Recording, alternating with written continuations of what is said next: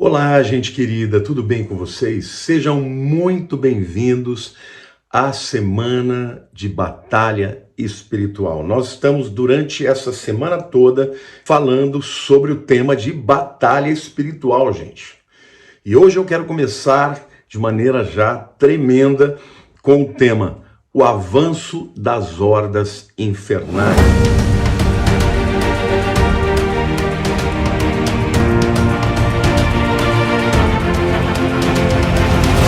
Gente, eu quero começar com esse título porque é o primeiro capítulo do livro que eu mais amo, que eu mais já li várias vezes, que é o livro chamado A Batalha Final, acho que eu já até comentei aqui com vocês, do Rick Joyner. Mas o primeiro capítulo é exatamente esse tema, o avanço das hordas infernais. E eu quero então ler com você esse capítulo e explicar, porque eu estive com o Rick Joyner e eu perguntei para ele, o livro é tão extraordinário, ele fala de coisas tão tremendas, eu perguntei, Pastor Rick, me conta uma coisa, isso foi só ficção, é da sua criatividade, ou isso de fato você enxergou, teve visões, o encontro com Jesus? Ele disse, tudo isso o Senhor me mostrou. Então, gente, esse capítulo aqui do livro já é tremendo. Então, eu vou lendo o texto e vou explicando para vocês, tá bom? Então, vamos lá. O exército demoníaco era tão grande que se estendia até onde a minha vista alcançava. Ele tinha divisões que se separavam uma das outras, cada uma das quais carregava uma bandeira diferente. As principais divisões marchavam com as bandeiras do orgulho, da retidão própria, da reputação, da ambição pessoal, do julgamento injusto e da inveja. Então aqui já fica claro, primeiro, que o exército, as hordas do inimigo são enormes, inúmeras, né? E que eles se dividem por áreas específicas. As bandeiras que eram levantadas, como orgulho, retidão própria, reputação e daí por diante. Havia muitas outras divisões malignas como essas, além do alcance da minha visão. Mas as que estavam à frente dessa terrível horda do inferno pareciam ser as mais poderosas. O líder desse exército era o acusador dos irmãos em pessoa. Então, gente, quem está por detrás disso tudo é o próprio Satanás. As armas que essa horda levava também tinham nomes. As espadas tinham o nome de intimidação, as lanças tinham o nome de traição e as flechas tinham o nome de acusação, fofoca, calúnia e crítica. Uau! Vejam que essas são as armas do inimigo, né? As lanças, as flechas, né? As espadas tinham nomes. Não é isso? Traição, acusação, fofoca, calúnia e crítica. Batedores e companhias menores de demônios com nomes tais como rejeição, amargura, impaciência, falta de perdão e cobiça eram enviados à frente desse exército para preparar o ataque principal. Então aqui já fica claro que todos esses sentimentos, esses problemas que acontecem muitas vezes no meio dos crentes é batalha espiritual, gente. Então, nós precisamos encarar isso, não de maneira pessoal, mas tendo entendimento da batalha espiritual para a gente poder vencê-la, não é isso? Continuando. Essas companhias pequenas, com batedores em menor número, não eram menos poderosas do que algumas das grandes divisões que as seguiam. Elas eram menores apenas por razões estratégicas. Assim como foi João Batista um único homem, mas com uma extraordinária unção para batizar o povo e prepará-lo para o Senhor, essas companhias demoníacas menores tinham recebido extraordinários poderes malignos para batizar o povo. Uau! Um único demônio da amargura podia disseminar o seu veneno em multidões de pessoas, até em raças e culturas inteiras. Um demônio da cobiça podia prender-se a um único artista, ou a um filme, ou até mesmo a uma propaganda e enviar o que parecia ser descargas elétricas de um lodo que atingia e tornava insensível uma grande parte das pessoas. Tudo isso era preparação para a grande horda do mal que vinha em seguida. Uau, gente, quer dizer que vem coisa pior aí, tá? E esse livro, gente, ele veio como uma revelação de Deus. Então aqui a gente está falando de coisas que eu e você lutamos no dia a dia. Então vamos ver o que o texto continua dizendo. Esse exército estava marchando especificamente contra a igreja, mas ele atacava quantos pudessem, ou seja, o objetivo maior é atacar a igreja, mas acaba atingindo a toda a sociedade, né? Eu sabia que o seu propósito era esvaziar antecipadamente um mover de Deus que está para vir, que se destinará a trazer muita gente para dentro da igreja. Gente, nós já estamos vivendo esse mover de Deus enviar as pessoas para a igreja para serem salvas.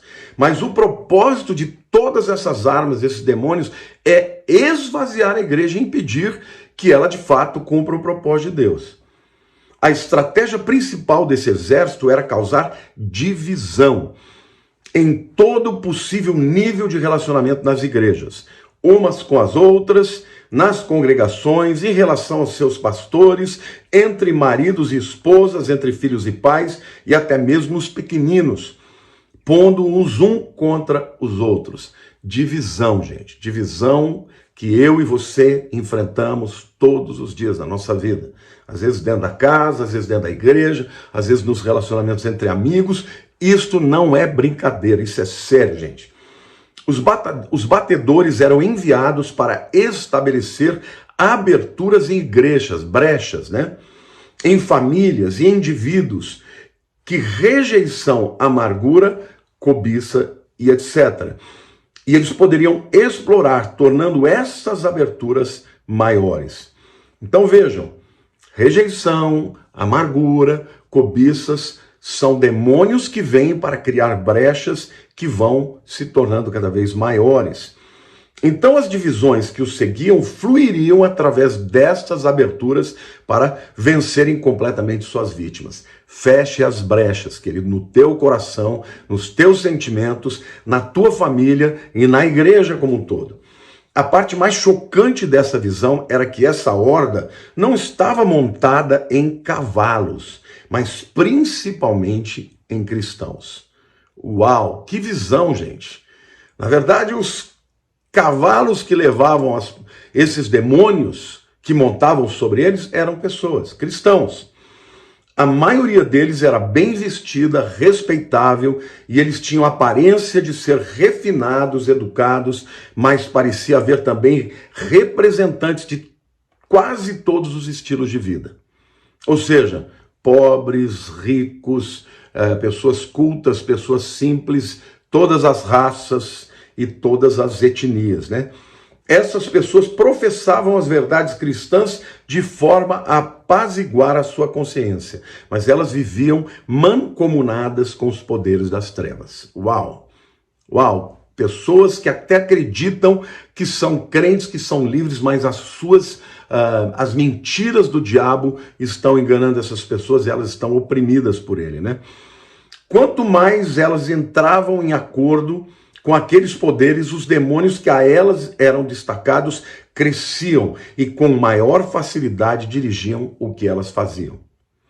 Muitos desses crentes hospedavam em si mais do que um demônio, mas um deles, obviamente, ficava encarregado da sua vida. Ou seja, o crente ele luta com diversas áreas na sua vida, mas todos nós temos uma área, pelo menos, que é aquela área contra a qual você luta.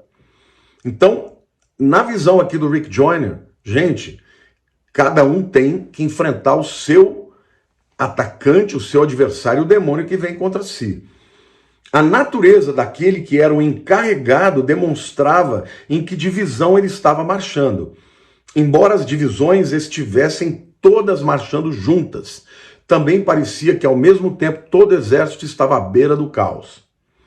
Por exemplo, os demônios do ódio odiavam uns aos outros, tanto quanto odiavam os cristãos. Os demônios da inveja tinham inveja uns dos outros. O único modo pelo qual os líderes dessas hordas impediam que os demônios lutassem entre si era fazer com que eles concentrassem o seu ódio e a sua inveja na própria igreja, na pessoa em que estivessem montados. Entretanto, estas pessoas com frequências irrompiam em lutas umas contra as outras. Eu sabia pelas escrituras que acontecera assim com alguns dos exércitos que tinham vindo contra Israel e acabaram autodestruindo-se. Quando o propósito deles contra Israel se frustrou, a sua fúria foi incontrolável e eles simplesmente passaram a lutar uns contra os outros. Notei que os demônios estavam montados nesses cristãos, mas não estavam dentro deles, como no caso de não cristãos. Era óbvio que esses crentes teriam apenas que deixar de mancomunar-se com os demônios para que se libertassem deles. Por exemplo, se um cristão sobre quem o demônio da inveja estivesse montado simplesmente começasse a duvidar da inveja, de que vale a pena, né? Aquele demônio ficava mais fraco bem depressa. Quando isso acontecia, o demônio enfraquecido gritava e o líder da divisão mandava todos os demônios em volta daquele cristão que o atacassem, até que a amargura e etc. Conseguisse montar nele de novo. Se isso não desse certo, os demônios começavam a citar as escrituras de uma maneira tão pervertida a ponto de justificar a amargura e as acusações, etc. Olha que coisa. O diabo usa até a própria Bíblia de maneira distorcida para manter o crente aprisionado. Estava bem claro que o poder dos demônios tinha a sua raiz quase que totalmente no poder do engano. Eu tenho dito isso frequentemente, gente. Satanás trabalha em cima do engano, mas eles tinham enganado esses cristãos até o ponto em que pudessem usá-los, fazendo-os ainda pensar que estavam sendo usados por Deus. Isso acontecia porque bandeiras de retidão própria estavam sendo carregadas por quase todos os cristãos, de forma que os que marchavam não conseguiam nem mesmo ver as bandeiras que assinalavam a verdadeira natureza dessas divisões. Ou seja, o crente que tem aquela autojustiça ou justiça própria, ele não consegue ver que ele muitas vezes está sendo usado pelo inimigo. Ao olhar para a última parte, bem distante desse exército, eu vi o séquito do próprio acusador. Ou seja, o grupo que está muito próximo do próprio diabo, né? Comecei a compreender a sua estratégia e fiquei impressionado por ela ser tão simples. Ele sabia que uma casa dividida não pode permanecer. E esse exército representava uma tentativa de trazer divisão à igreja, de forma tal que ela decaísse completamente da graça. Isso é muito sério, gente. Quando a igreja ela começa a se entregar aos métodos satânicos do ódio, da inveja, da competição, não é? De um querer derrubar o outro, decai da graça.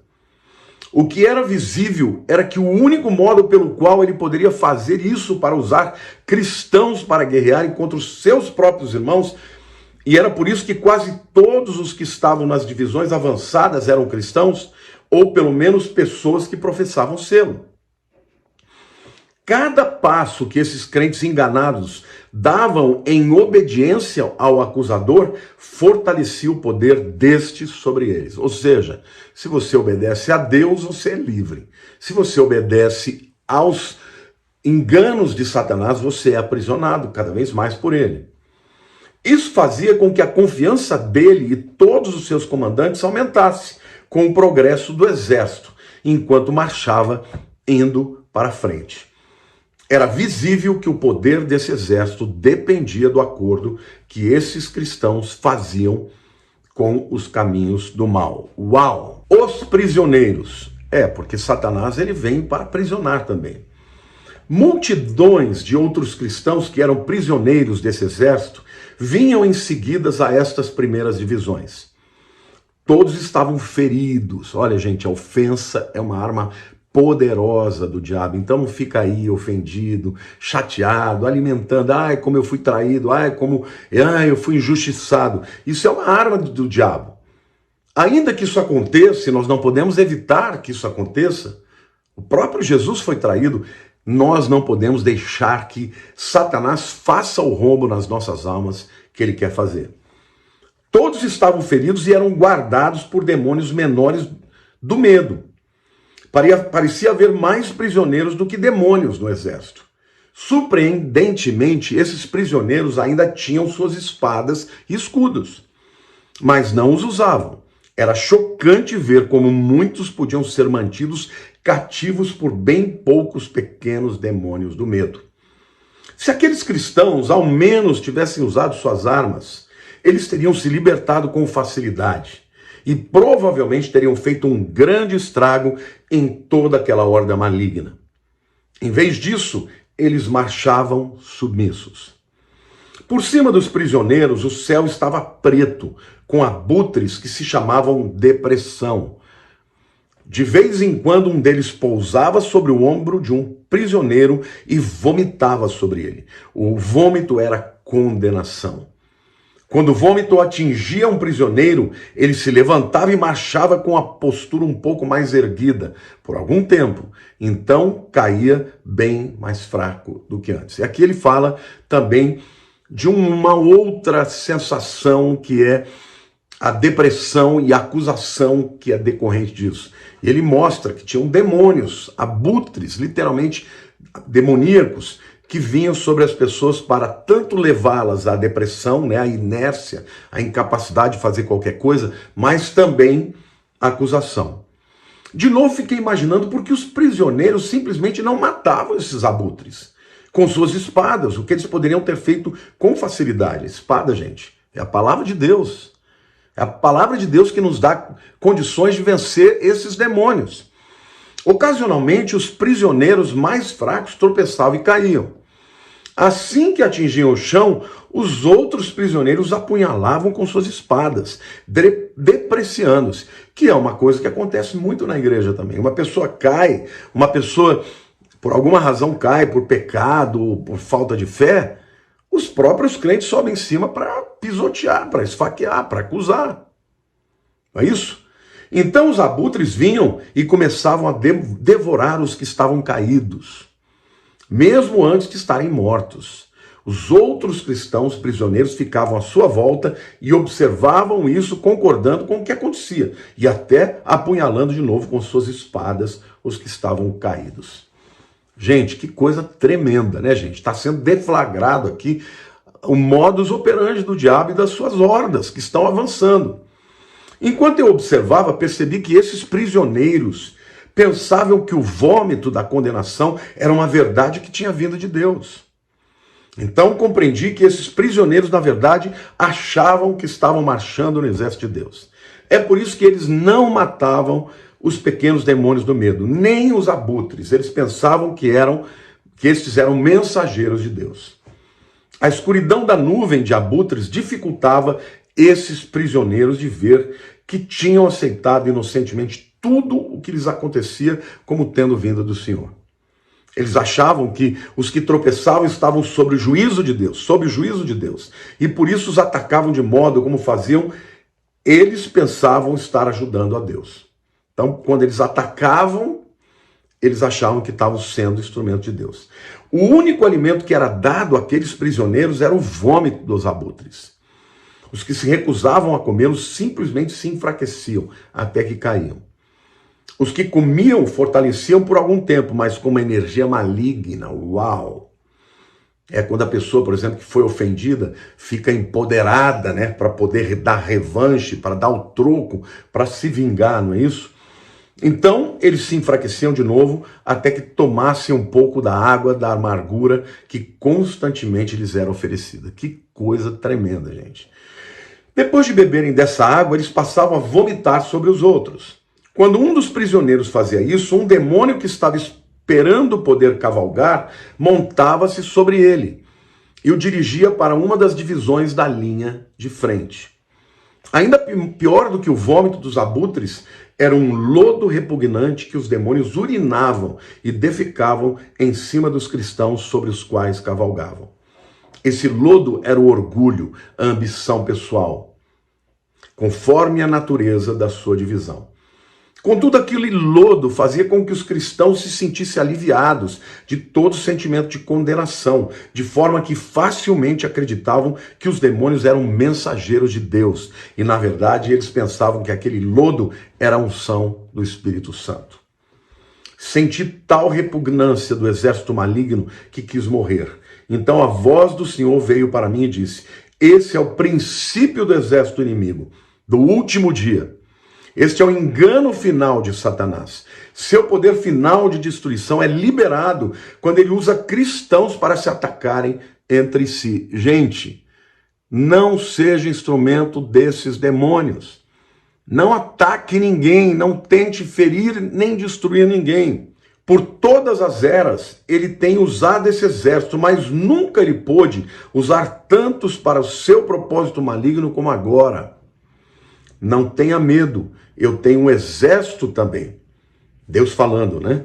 Você agora tem que se dispor a lutar, porque não há mais para onde fugir desta guerra. Você tem de lutar por meu reino, pela verdade e por aqueles que foram enganados. Esta palavra do Senhor foi tão estimulante que imediatamente comecei a gritar aos cristãos prisioneiros, dizendo que eles estavam sendo enganados, pensando que eles me ouviriam. Quando eu fiz isso, pareceu-me que o exército inteiro virou-se e olhou para mim. O medo e a depressão que eles estavam sobre eles começaram a vir para mim. Permaneci ainda gritando, achando que os cristãos despertariam e perceberiam o que lhes estava acontecendo.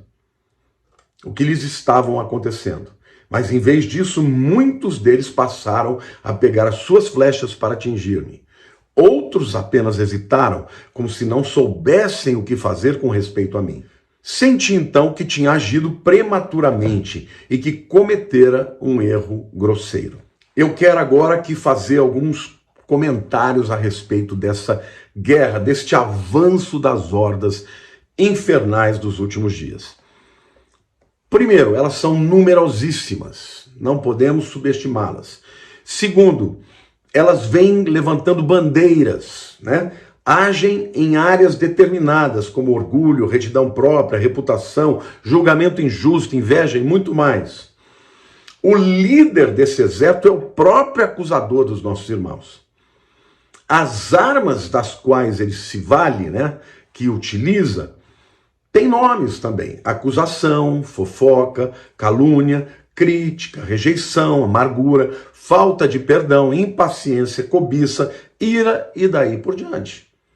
Se você sente que isso está atacando a sua vida ou que está dominando a sua vida, lembre-se, são armas do inimigo, não são armas de Deus. Então não se valha dessas armas quando você estiver no meio de uma guerra, seja contra o mundo espiritual, seja com as pessoas que estão ao teu redor. Então, uma das principais armas dos demônios é o engano.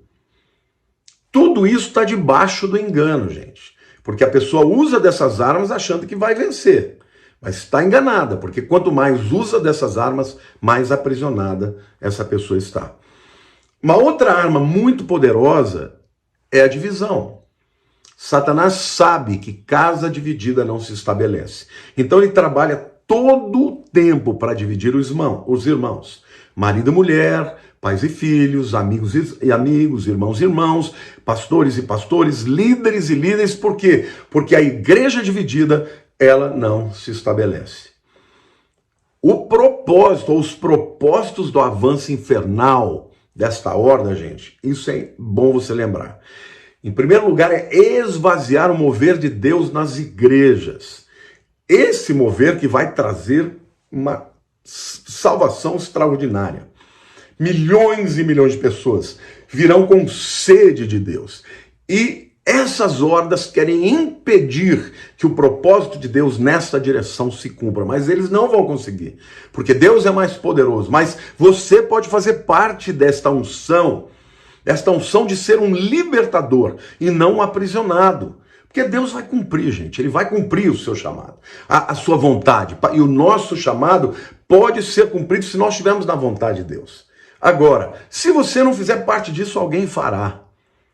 E se a tua vida, a tua família, o teu ministério tiver dentro desse mover, querido, o que virá para você são bênçãos sem medidas, inefáveis. O segundo propósito, portanto, do diabo é causar divisão na igreja de Cristo. Dentro das igrejas locais, irmãos contra irmãos, no relacionamento entre pastores, às vezes dentro da mesma igreja, às vezes pastores que estão aí na internet se bofeteando, né? Entre maridos e mulheres, pais e filhos, ou seja, ele quer entrar em todo lugar onde houver cristãos, onde houver a bênção e o favor de Deus para acabar com isso. E ele diz que esses batedores que vão à frente têm o objetivo de abrir brechas. Primeiro são pequenas, mas se não forem fechadas, elas vão se tornando maiores, de maneira que quando entrarem as hordas, o rombo vai ser grande. Então, essas brechas que eles vão abrindo é através da ofensa. Olha como fizeram isso contra mim, olha como eu fui ferido, essa pessoa não me ama, rejeição, não é isso? Ou então a cobiça, porque ele, não eu. Pessoas que se confessam cristãos, mas que estão macomunadas com o diabo, com os demônios, usando os seus métodos, acreditando no seu engano e nas suas mentiras, são pessoas que são usadas como cavalos para que esses demônios avancem. Porque nunca se esqueça, o diabo não pode entrar na tua vida, na tua casa, se ele não tiver legalidade. E a legalidade é você quem dá a ele. E eu quero terminar essa mensagem aqui dizendo que tem muitos cristãos aprisionados. Talvez, meu amado, minha amada, você esteja aprisionado em alguma dessas áreas. Mas não se esqueça de uma coisa. No texto, na própria revelação que o Rick Joyner diz que teve do Senhor, ele diz que todos os crentes que estavam lá tinham as suas armas, as suas espadas ainda. Mas estavam aprisionados por causa do demônio do medo. A espada é a palavra de Deus. A maneira que você pode se voltar contra o diabo é duvidar do que ele está te dizendo, dos teus sentimentos, das mentiras, da tua justiça própria, né? Dessa coisa de, olha como eu fui ofendido, agora vou dar o troco. Duvide desses métodos e acredite na palavra de Deus, que é a verdadeira espada. E aí, meu querido, ele vai perder. E até mesmo esses abutres que fechavam o céu, né? E que rodeavam para comer as carnes das pessoas, abutres chamados de depressão, que vomitavam condenação, né, para que as pessoas caíssem mortas. E aí o próprio exército via as pessoas caídas, ainda não morrendo, mas esfaqueava essas pessoas. É o que Satanás está fazendo muitas vezes na igreja. Mas eu quero declarar aqui, em nome de Jesus, porque o propósito dessa semana de batalha espiritual é abrir os seus olhos e te chamar para lutar o bom combate. Como Paulo diz, combatiu com bom combate, acabei a carreira e guardei a fé. Deus nos chamou para sermos mais do que vencedores. A Bíblia diz que em Cristo Jesus nós somos mais do que vencedores. A Bíblia diz que Jesus Cristo triunfou sobre os principados e potestades na cruz do Calvário. E mais do que triunfar, ele os expôs à ignomínia, à vergonha. O nosso general é Cristo. Em Apocalipse 12 diz que o destino do acusador já está selado. Ele vai perder, vai ser expulso definitivamente dos céus. E um dia, gente, ele vai ser condenado pelo Senhor. Então, a minha palavra para você é: não seja parte do exército do inimigo. Não seja você cavalo para demônios que vêm para destruir a tua vida e a vida daqueles que estão ao seu redor. Seja você parte do exército de Deus, que é o exército vencedor. No nome de Jesus, pelo Senhor marchamos. Esse é o nosso lema. A nossa bandeira é o amor. A nossa arma é a palavra de Deus. A fé, o perdão, a gratidão, a alegria são armas poderosas do exército de Deus. E eu quero dizer para você, querido, essa semana você vai receber muita revelação sobre a batalha espiritual em diversos níveis. E o meu pedido para você é que você compartilhe esse vídeo, para que muita gente seja liberta através dessas palavras. Dê um joinha aí também, curta. Vamos fazer com que o YouTube entenda o valor, o poder, a eficácia desse vídeo. Quanto mais interação você fizer com esse vídeo, mais gente vai recebê-lo. Amém? Amo você. Se você ainda não se inscreveu no meu canal, tá convidadíssimo. É um canal que sempre tem o objetivo de pregar a palavra de Deus, de trazer ensino com profundidade. Amo todos vocês. Um beijo no coração. Em nome de Jesus. Amanhã tem mais. Semana da Batalha Espiritual. Fiquem com Deus.